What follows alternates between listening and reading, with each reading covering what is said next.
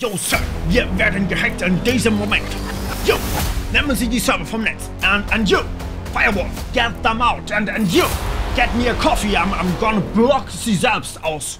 Entschuldigen Sie, der Herr. Es unterläuft derzeit ein Hackerangriff. Was stehen Sie da noch hier herum? Das muss sofort analysiert werden. Separieren Sie die Netze. Ich möchte, dass Sie unser Backup retten. Und Sie, holen Sie mir sofort das BSI an die Leitung. Oh, Chef, da kommt gerade ein Fax rein. Ja, was sagen Sie denn? Wir haben die gehackert, gell? Schickt uns 600 Bierkrüg, ne? Na, feiert mal, Engel, und ich erzähl da, wie wir's gemacht haben. Ha, der sind ja Packstall, gell? Schick schon 100 Bier und schick schon noch eine Anzeige dazu, gell?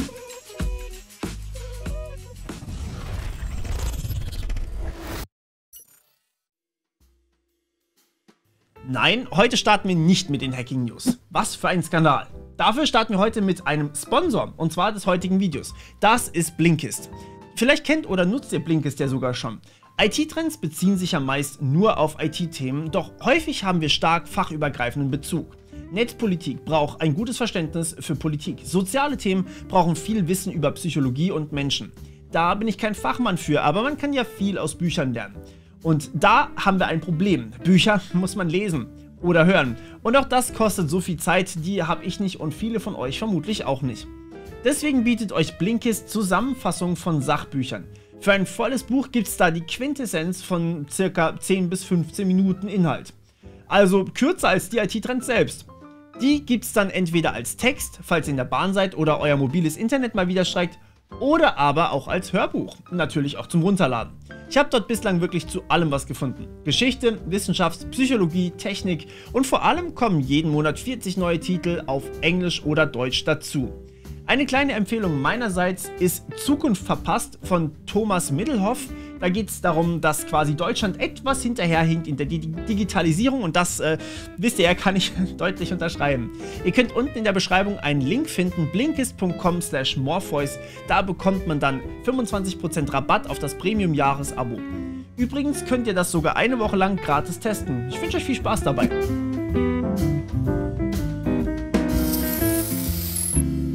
Okay, also was macht man so in den IT-Trends? Ich glaube, da war was. Man startet mit den Hacking-News. Wir starten mit der ISTA, die Opfer von einem Angriff wurden. Die ISTA ist ein Energiedienstleister und sie sind im Raum Essen zu Hause, arbeiten aber weltweit. Beispielsweise bieten sie Heizkostenabrechnungen, verkaufen Geräte, erstellen Energieausweise und so weiter und so fort. Es sind also durchaus ganz schön spannende Daten, die sie da beheimaten. Um den Schaden des Angriffs nun gering zu halten, hat die ISTA gesagt, wir nehmen alle Systeme vom Netz und Polizei und Datenschutzbehörden direkt informiert. Was ich aber spannend fand, ist natürlich die Tatsache, dass zwar Telefon und E-Mail nicht erreichbar sind, sie aber weiterhin Support über die Social-Media-Kanäle anbieten.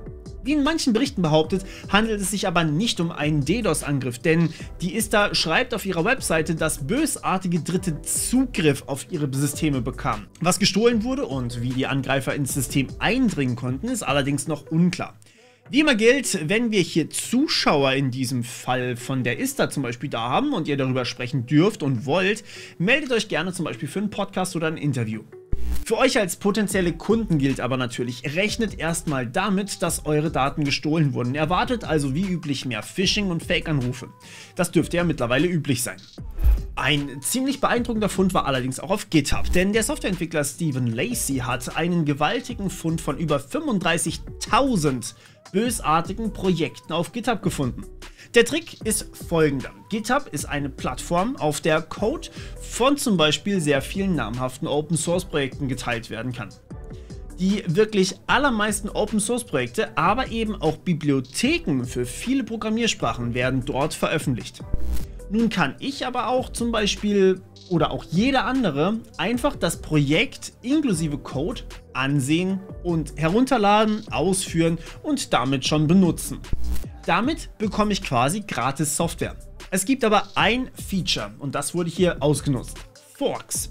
Damit wird ein komplettes Projekt, zum Beispiel von einem öffentlichen Projekt, zu mir geklont in mein Repository, in mein GitHub. Und ich kann daran weiterentwickeln. Ich kann da Code hinzufügen, Code verändern, so wie ich das eben brauche. Das Projekt an sich ist aber immer noch unverändert, selbstverständlich. Es liegt nur bei mir eine veränderte Version vor. Zum Beispiel für meine Zwecke. Das ist auch mega sinnvoll, denn so kann ich es dann am Ende erweitern und das dann wieder zurückgeben an das große gesamte Projekt. Die Angreifer haben nun über 35.000 Projekte geklont auf den verschiedensten Accounts, Malware da reingeschrieben und gehofft, dass jemand einfach das originale Projekt mit ihrem Bösartigen verwechselt. Denn die Projekte genießen ja durchaus einen gewissen Vertrauensbonus. Man kann sich ja nicht immer den kompletten Code ansehen, bevor man etwas ausführt. Nach diesem Vorfall ist das aber wohl gar nicht mehr so verkehrt. Für den Fall, dass ihr es nicht gesehen habt, ich empfehle mein Video zum Thema Open Source. Übel ist aber natürlich, dass dadurch hauptsächlich Entwickler angegriffen wurden, wodurch die Hacker gleichzeitig noch deren Software übernehmen könnten. Je nachdem, wer sich das jetzt holt, kann das natürlich ein echter Schneeball werden. Man überlege sich, irgendein riesiger Entwickler, zum Beispiel Google, hätte so eine falsche Open Source Bibliothek aus Versehen bei sich in den Webcode eingebaut. Dann wäre ganz Google gehackt worden. Muss natürlich auch vorausgesetzt sein, dass die Entwickler sich da aus Versehen an was Falschem bedienen. Ebenfalls sehr gefährlich kann übrigens auch der Hack auf Twilio werden. Twilio ist für viele Dienste ein Kommunikationsanbieter und es können SMS verschickt werden von Twilio, zum Beispiel für Zwei-Faktor-Authentifikation. Ihr könnt euch also die Schwere des ganzen Hacks vorstellen. Fangen wir aber vorne an. Twilio-Mitarbeiter sind Opfer von Phishing-Angriffen geworden. Die Angreifer konnten dadurch ihre Zugangsdaten nutzen, um auf interne Systeme zuzugreifen und dort auf Kundendaten zugreifen. Laut Twilio werden Betroffene direkt angeschrieben, weil es nicht so viele sind. Die Folgen kann man aber aktuell noch nicht so richtig abschätzen, aber ich finde das ein kleines bisschen ironisch, dass ein Dienstleister für Zwei-Faktor-Authentifikation diese nicht für den Login bei den eigenen Services nutzt, beziehungsweise deren Mitarbeiter auf Phishing reinfallen. Tatsächlich waren die wohl aber sehr, sehr gut gemacht. Die Domain beispielsweise zeigte auf twilio-sso.com, also singlesignon.com, also schon gut gewählt. Um das aber nochmal klarzustellen, das heißt nicht, dass all eure Zwei-Faktor-Codes plötzlich unsicher sind. Die meisten werden ja nur auf den jeweiligen Endgeräten erzeugt und beim Security Key müsst ihr überhaupt keine Sorgen haben. Falls was von euch gestohlen wurde, solltet ihr sogar schon eine Nachricht haben. Auch das Department of Homeland Security warnt aktuell. Es wurden Sicherheitslücken im Emergency Alert System gefunden. Dadurch könnte, sofern nicht alle ihre Geräte patchen, ein Hacker falsche Warnungen, zum Beispiel vor einem Anschlag oder ähnlichem, versenden. Aber hey, immerhin haben die USA ein Warnsystem. By the way, gibt es eigentlich dieses Jahr einen Warntag in Deutschland? Ein Hack ist übrigens auch sehr übel gewesen. Es scheint Cisco ebenfalls getroffen zu haben. Zum Verhältnis für die Cisco vielleicht nicht kennen, Cisco stellt Router und Firewalls für Unternehmen her. Hackt man so einen Anbieter bis aufs Letzte und er merkt es nicht, könnte man auch bösartige Updates veröffentlichen und so deren Kunden übernehmen. Und das sind wirklich sehr große, sehr wichtige Unternehmen. Eine sogenannte Supply Chain Attacke wäre das dann. Das, was mich aber am meisten beeindruckt hat, der Hack hat schon am 24. Mai stattgefunden und erst jetzt hat das Unternehmen das öffentlich gemacht. Und das vermute ich auch nur, weil die Yanluo Wang Hackergruppe am 10. August bekannt gab, dass sie 2,8 GB an Daten gestohlen haben. Vermutet wird allerdings ein Zusammenschluss aus nicht nur Yanluo Wang, sondern auch Lapsus und UNC 2447, also 3 Hackergruppen, die gemeinsam agiert haben.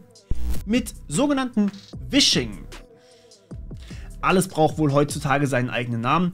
Also Phishing via Sprache, zu Englisch Voice, wurde der Google-Account eines Cisco-Mitarbeiters übernommen. Anschließend hat er sein Handy bombardiert bekommen mit Push-Benachrichtigungen für den zweiten Faktor, die er anschließend aus Versehen oder um sie absichtlich loszuwerden, angeklickt hat. Dadurch bekam der Angreifer auch Administratorzugriff auf eigene Systeme. In der kurzen Zeit, bis das Sicherheitsteam reagieren konnte, wurden von den Hackern schon TeamViewer, LogMeIn, also Fernwartungstools, und Cobalt Strike, Powersploit, Mimikatz und Impacket auf den Systemen eingerichtet, also offensive Hacking-Tools, die zum Beispiel eine Backdoor darstellen. Dann noch eine eigene Backdoor rein und dafür sorgen, dass die nicht mehr so leicht entfernt werden kann. Und der Rest war im Endeffekt ein richtiger Battle, ein richtiger Kampf gegeneinander. Von der einen Seite natürlich sie wieder runterzubekommen und auf der anderen Seite möglichst viel Schaden anzurichten und so viele Daten wie möglich klauen.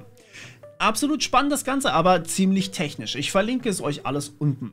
Vielleicht können wir sowas ja hier auch mal tatsächlich machen. Immerhin haben wir hier einige talentierte Hacker unter uns. Leider längst nicht so gut gekämpft wurde um unsere Gesundheitsdaten. Ihr kennt ja noch Zerforschung, oder? Die haben sich ja damals auch die ganzen Testzentren auf Datensicherheit vorgenommen. Jetzt war die Praxissoftware von einigen Ärzten dran. Quasi problemlos konnte man Zugriff auf das Mailing-System der Ärzte bekommen und die Kommunikation mit den Patienten mitlesen. Durch weitere Lücken, so schreiben sie, hatte man Zugriff auf die Patientenakte. Ja, die gottverdammte Akte, wo alles drinsteht, von verordneten Medikamenten bis zur Überweisung oder Einträgen des Hausarztes. Hat ja nicht viele Leute getroffen, nur so eine ganze verdammte Million. Das Unternehmen wurde benachrichtigt und hat die Lücken wohl gestopft, aber ich habe noch von niemandem gehört, der eine Nachricht deswegen bekommen hat, was laut DSGVO eigentlich sogar Pflicht für das Unternehmen wäre. Falls hier also irgendjemand eine Nachricht von seinem Arzt bekommen hat, dass irgendwelche Daten gestohlen werden hätten können, schreibt mir das gerne mal in die Kommandozeile, ihr kennt das ganze Spiel. So, und jetzt wäre mein Teil hier dran, wo ich euch sage, was ihr tun sollt. Ja. Naja, selbst eure Großeltern, die vielleicht noch nicht mal das Internet mit der Kneifzange anfassen, sind nun in einem Leak enthalten. Telefonnummern, Adressen, Erpressung wegen Krankheiten, Werbung für Wundermittel, die dann doch leider sehr gut wirkt, wenn man sich eben nicht so gut mit dem Internet auskennt, Anrufe von der ärztlichen Vertretung, die euch unbedingt etwas verschreiben muss und dafür aber Geld von euch braucht, weil es sind ja Behandlungskosten. Wisst ihr, ich versuche hier auf diesen Kanälen digitale Kompetenz zu vermitteln. Einen guten Umgang und eine sichere Skepsis gegenüber Scammern. Aber wie soll ich das gerade den Menschen vermitteln, die nicht mal auf YouTube gehen, nicht mal wissen, was eine YouTube ist? Okay, also ich überlasse euch das, diese Personengruppen aufzuklären. Teilt das Video mit allen und redet mit denen, bei denen ihr wisst, sie schauen es sowieso nicht. Ein paar letzte Woche aber dann doch noch dazu. Die Forscher von Zerforschung wurden, soweit ich das weiß, nicht mal von den Herstellern der Praxissoftware bezahlt. Die machen das also ehrenamtlich und müssen nebenbei noch ganz normal arbeiten gehen oder sind auf Spenden angewiesen. Ich stelle jetzt hier mal eine richtig dreiste Frage, die ihr gerne in den Kommentaren diskutieren könnt. Sicherheitsforscher riskieren sogar eine Anzeige für so eine Meldung. Bezahlung gibt es meist ohnehin keine, da fragt nicht mal jemand nach. Sollten sie einfach aufhören und die Firmen einfach so irgendwelchen Hacks überlassen oder sie dazu zwingen, einen richtigen Penetration-Test zu bezahlen, der übrigens vierstellig mindestens kostet? Oder sollten sie weitermachen und die Firmen inklusive dem Staat können schon einfach mal so drauf hoffen, dass jemand kostenloses wie Zerforschung oder der CCC, um den es nachher noch geht, sich um das Finden von Lücken kümmert? Ist doch lächerlich, dass die sich einfach jegliche Mühe sparen und naja, nicht mal was bezahlen wollen dabei. Okay, wechseln wir ganz kurz zum Cyberkrieg, denn nicht nur die albanische Regierung wurde gehackt, sondern auch die finnische wurde angegriffen. Wir starten mit Albanien. Hier wurden sowohl eine Backdoor als auch eine Ransomware auf Systeme der Regierung gepflanzt, was sie dazu zwang, die Systeme für eine ganze Weile vom Netz zu nehmen. Im Verdacht stehen hier iranische Hacker, denn es wurde die Malware ZeroClear benutzt, die bislang hauptsächlich aus dem Iran eingesetzt wurde. Das Ganze ist allerdings deutlich komplizierter, da der Code der Backdoor, die im Einsatz war, bislang unbekannt war. Analysten sprechen vielleicht sogar von einer Kollaboration mehrerer Gruppen. Die Ransomware-Nachricht auf deren Servern sprach von Steuern, die zum Vorteil von Durres-Terroristen ausgegeben werden. Womit vermutlich die MEK-Gruppe gemeint ist, die von der iranischen Regierung als terroristische Organisation eingestuft wird und die eben in der Nähe von Durres, ich werde es wahrscheinlich falsch aussprechen, einen Kongress für einen freien Iran halten will. Ja, ihr seht, alles ziemlich komplex und leider alles andere als ungefährlich. Doch, wie gesagt, hat auch Finnland einen Angriff erlebt, der allerdings nicht ganz so dramatisch war. Die Website des Parlaments war zeitweise wegen einem Denial-of-Service-Angriff nicht mehr aufrufbar. Dabei bauen die Angreifer möglichst rechenintensive Pakete und senden davon halt so viel wie sie können. So viel, dass der Server das einfach am Ende nicht mehr abarbeiten kann. Einen nachhaltigen Schaden richtet man damit aber selten an. Dem finnischen Sender Yle nach schrieb das russische Hackerkollektiv NoName05716, man wollte dem Nachbarland einen freundschaftlichen Besuch abstatten, da Finnland ja der NATO beitreten will und sie das offensichtlich nicht ganz so toll finden. Back to Germany. Auch unserorts gibt es ziemlich klaffende Löcher in ziemlich sensiblen Dingen.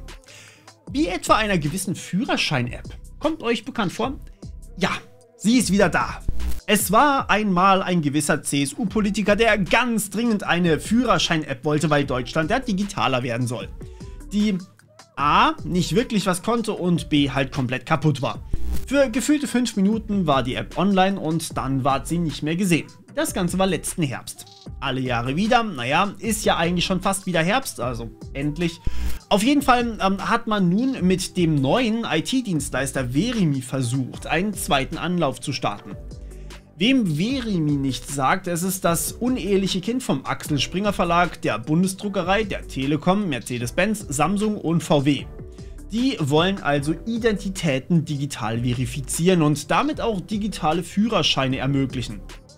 Erledigt wird das Ganze vollautomatisch mit KI. Also Foto von Vorder- und Rückseite des Ausweises und dann noch ein Selfie. Das wird von einer KI überprüft und auch ein Abgleich mit dem Führerscheinregister erfolgt nicht. Und jetzt ratet mal, wie man sowas fälschen kann. Photoshop, Anyone vielleicht. Einfach Name bearbeiten auf dem Ausweis und fertig. Damit konnte sich Martin Tschirssig, der das Ganze getestet hat, eine ganze Menge digitaler Führerscheine auf denselben Namen zurechtbasteln. Hier will ich mal wieder ein bisschen kotzen, wenn ihr erlaubt. Wer meine Meinung und Lösungsvorschläge nicht hören möchte, möge zum nächstgelegenen Kapitel springen. Also, digitale Identitäten. Es gibt kaum was, das besser geschützt werden kann und kaum was, das härter gefälscht werden kann. In der Theorie zumindest. Man nehme ein asymmetrisches Kryptoverfahren des Vertrauens und erzeuge Signaturen. Fertig. Also ernsthaft jetzt. Digitale Signaturen funktionieren so. Ich und nur ich habe einen privaten Schlüssel und kann damit unterschreiben, was auch immer ich will. Ich kann Nachrichten unterschreiben, ich kann aber auch zum Beispiel einen Ausweis unterschreiben oder zum Beispiel auch, dass ich jetzt gerade Auto fahre. Überprüfen kann das jeder, der meinen öffentlichen Schlüssel hat. Also es gibt einen privaten und es gibt einen öffentlichen Schlüssel. Und das ist zu überprüfen, ist total einfach. Machen wir jedes Mal, wenn wir eine Website aufrufen. Ist total billig und absoluter Standard. Das Management der Schlüssel hingegen ist alles andere als easy, aber ich habe dazu einen gewissen Plan. Ich mache zu diesem Thema ein extra Video. Ist lustig, weil da schon wieder so viele Millionen in diese dummen Projekte fließen, aus denen am Ende nichts werden kann, weil sie einfach vom Konzept her broken sind. Nur weil man eben Angst davor hat, etwas gleich wirklich zu ändern. Liebe Regierung, probieren wir es nochmal. Wie wäre es mit einer staatlichen Finanzierung für den Chaos Computer Club, die euch schon so viele Male davor gerettet haben, in ein absolutes Desaster zu fallen und das vollkommen ehrenamtlich tun? Ihr merkt diese Verbindung, ne? Der Hack der Woche ist etwas, wo ich mindestens 12,5 Mal von euch gebeten wurde, darüber zu berichten. Natürlich wurde auch die IHK, die Industrie- und Handelskammer, gehackt. Es hieß zwar anfangs, also am 4. August von der IHK zu Dortmund via Twitter noch, dass sie aufgrund einer technischen Störung nicht erreichbar seien, doch der Hauptgeschäftsführer hat den Hack mittlerweile bestätigt. Zum Zeitpunkt, wo ich das hier schreibe, sind die insgesamt 79 Websites, 79, der IHK auf ganz Deutschland verteilt, nicht erreichbar. Seit nun schon circa einer Woche. Auch die E-Mail-Server sind nicht vollständig verfügbar. Schreibt man eine Mail, bekommt man eine Fehlermeldung. Verloren sind sie aber nicht, so heißt es. Man bearbeitet sie, wenn wieder alles läuft. Telefon funktioniert aber. Mittlerweile ermittelt auch die Zentralstelle Cybercrime NRW. Man weiß aber trotzdem noch nicht oder hat es noch nicht öffentlich gemacht, wer mit welchen Absichten dahinter steckt. Laut dem BR gibt es keine Hinweise auf Datenklau und T3N mutmaßt über Denial-of-Service-Angriffe. Doch, um ehrlich zu sein, habe ich selten so verheerende DDoS-Angriffe gesehen, als dass das hier einer sein könnte. Mittlerweile spricht die Dauer des Angriffs einfach dagegen.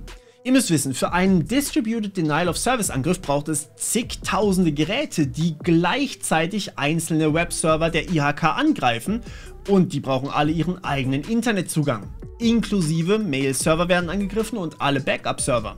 Das mag zwar eine kurze Zeit lang gehen, aber als Administrator hat man auch die Möglichkeit, sich zu wehren. Bemerkt man massiven Traffic-Zuwachs, dann kann man anfangen, die einzelnen Geräte zu blockieren.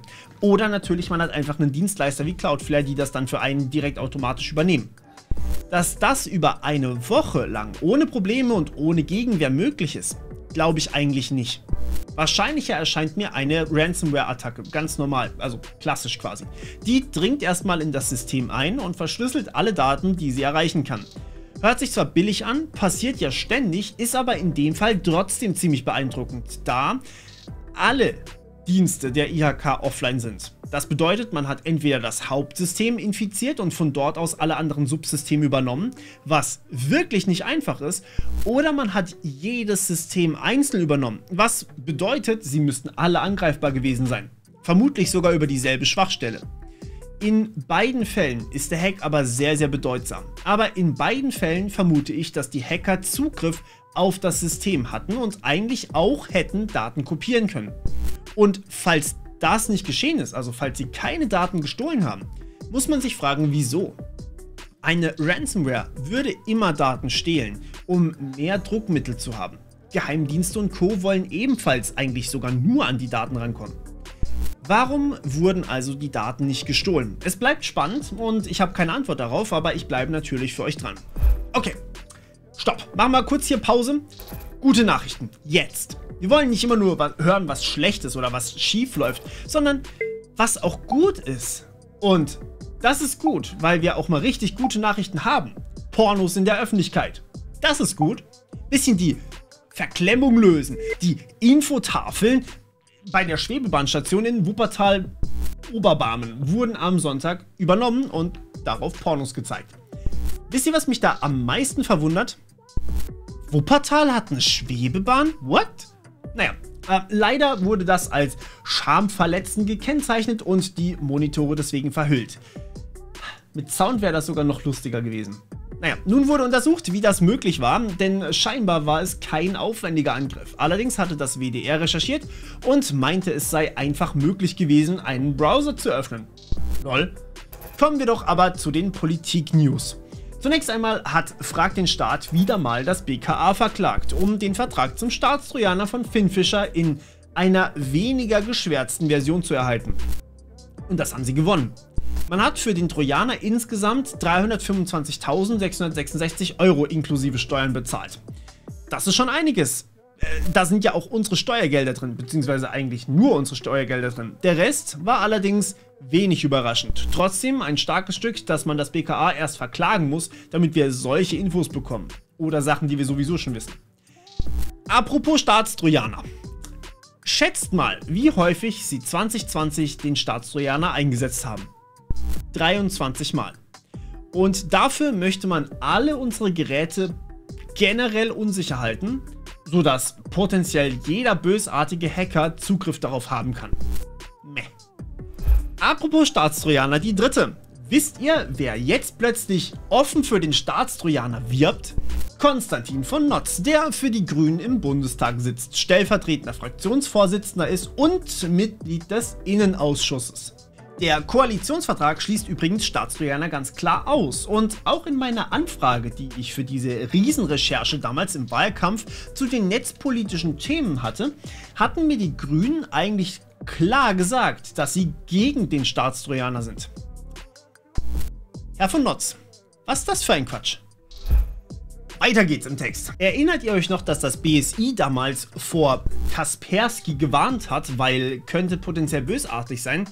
Nun, laut einer Recherche vom BR und dem Spiegel gibt es interne Dokumente und Unterlagen des Bundesamts für Sicherheit in der Informationstechnik, die belegen, dass die Warnung gegenüber Kaspersky durchaus auch politisch motiviert war.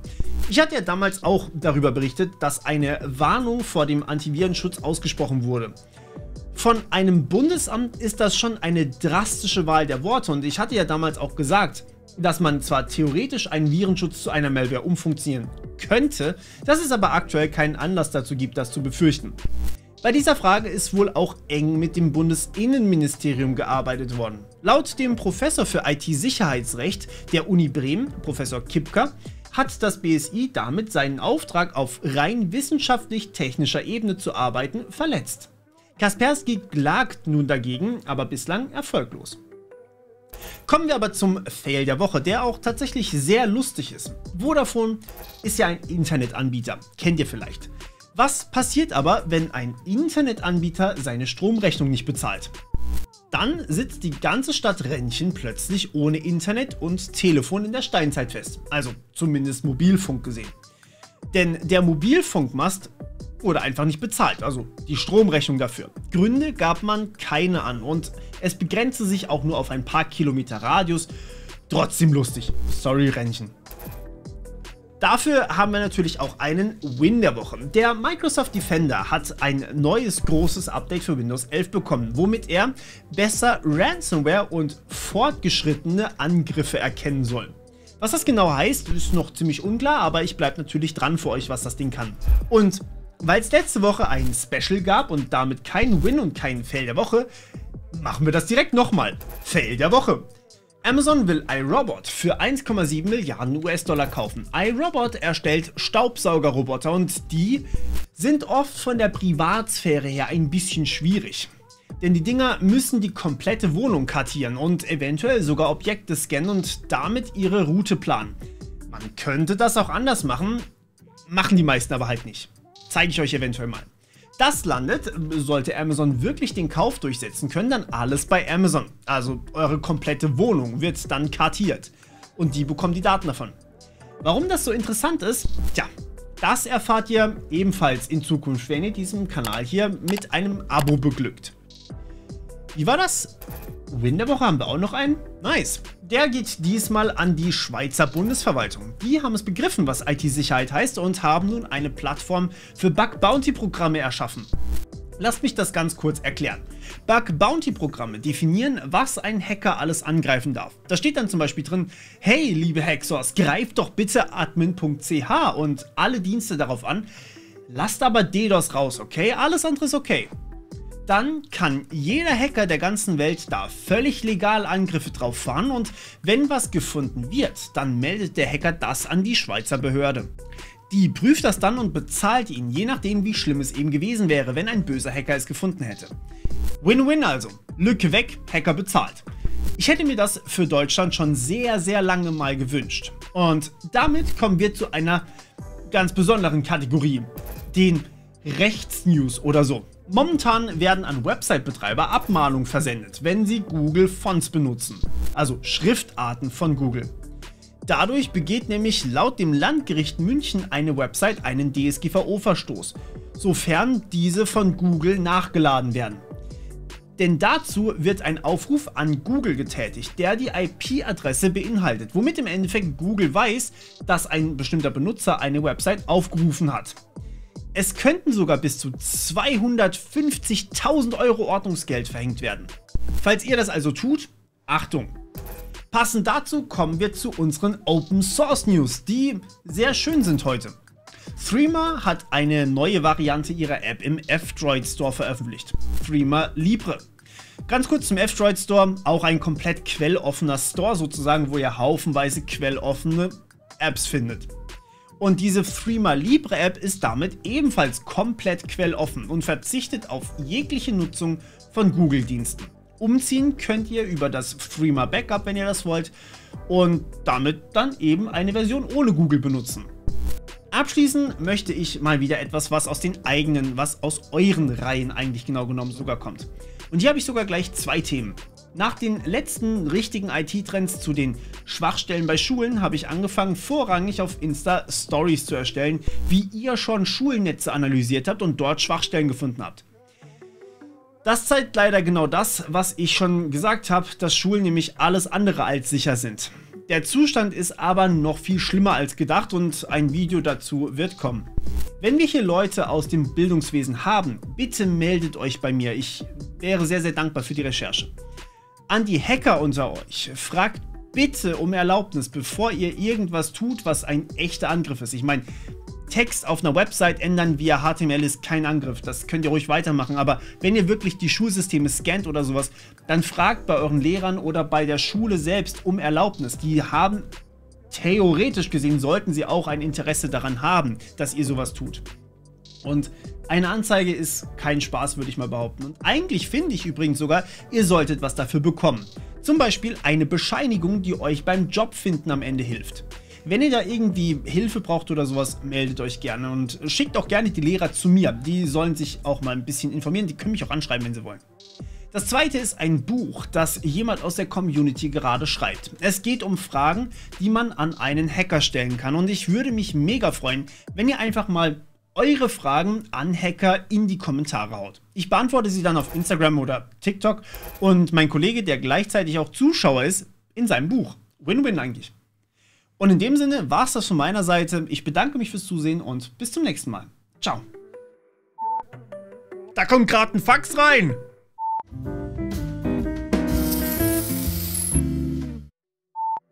Wild Digger.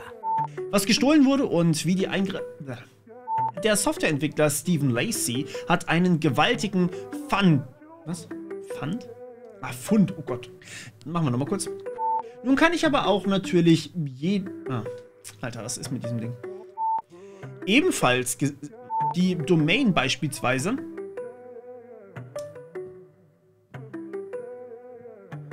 Hey, immerhin hat Amerika ein... Ah nein, das sollte ich nicht sagen. Ein Hack... Was? Sind ebenfalls sehr übel. Achso.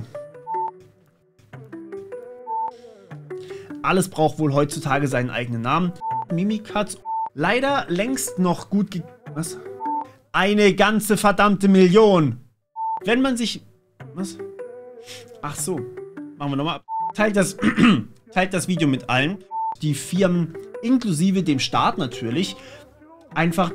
Moment, das? Die Ransomware-Nachricht sprach von Steuern zum... von... Was? Die Ransomware-Nachricht... Verdammt. Wo ist das Ding hin? Da. Also...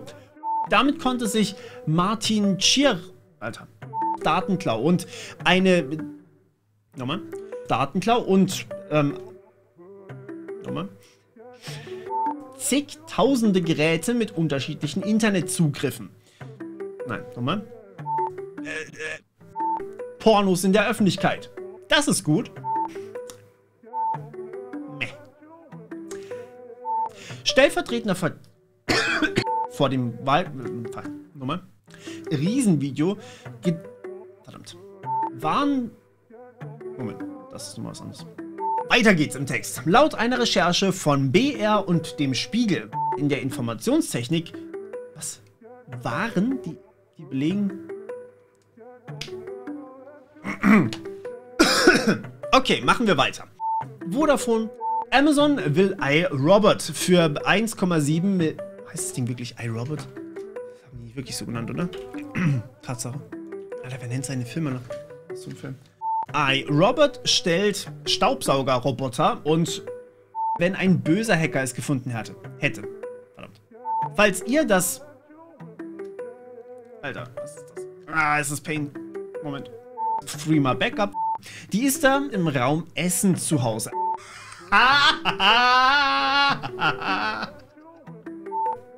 Stopp. Ja, was sagen Sie denn?